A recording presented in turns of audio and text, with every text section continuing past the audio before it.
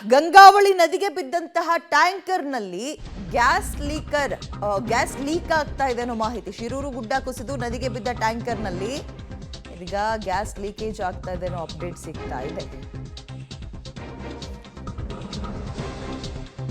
LPG gas ಟ್ಯಾಂಕರ್ನಲ್ಲಿ ಇದೀಗ gas leak ಆಗ್ತಾ ಇರೋ ಶಬ್ದ ಈಗ ಕೇಳಿಸ್ತಾ ಇದೆ ಅನ್ನುವಂತಹ ಮಾಹಿತಿ.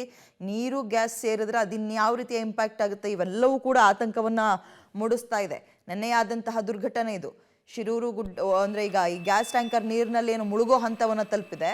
ಇದರಲ್ಲಿ ಎಲ್ಲೋ ಒಂದ್ ಕಡೆ ಲೀಕೇಜ್ ಆಗ್ತದೆ, ಆ ಶಬ್ದ ಕೇಳಿಸ್ತಾ ಇದೆಯಂತೆ. ಇದರಿಂದ ಆಗಬಹುದಾದ ಅನಾಹುತ ಏನು, ಇದನ್ನ ತಡೆಯೋದು ಹೇಗೆ ಅನ್ನೋದ್ರ ಬಗ್ಗೆ ಚಿಂತನೆಗಳು ಕೂಡ ಆಗ್ತಾ ಇದೆ ಸದ್ಯ. ನೀರಿನಲ್ಲಿ ಬೇರೆ ಇರೋದ್ರಿಂದ ಅದು ಲೀಕ್ ಆಗೋದನ್ನು ತಡೆಯೋದು ಕೂಡ ಕಷ್ಟ. ಯಾವ ಭಾಗದಲ್ಲಿ ಲೀಕೇಜ್ ಆಗ್ತಿದೆ ಅಂತ ಕಂಡುಹಿಡಿಯೋದು ಹೇಗೆ? ಇದೊಂದು ರೀತಿ ಇನ್ನೊಂದು ಪ್ರಾಣ ಸಂಕಟಕ್ಕೆ ಬಂದು ನಿಂತಂಗೆ ಕಾಣಿಸ್ತದೆ ಅಧಿಕಾರಿಗಳಿಗೆ. ಏನು ಮಾಡೋದು ಮುಂದಕ್ಕೆ ಅನ್ನೋದ್ರ ಬಗ್ಗೆ ಯೋಚನೆಗಳಾಗ್ತಾ ಇದೆ. ಏನಾದರೂ ಒಂದು ಮಾಡಲೇಬೇಕು, ಇಲ್ಲಾಂದ್ರೆ ಇನ್ನೊಂದು ರೀತಿ ದೊಡ್ಡ ಅನಾಹುತ ಆಗುತ್ತೆ. ಈ ಮಳೆ ತರ್ತಾ ಇರೋ ಅವಾಂತರಗಳು ಒಂದಲ್ಲ ಎರಡಲ್ಲ.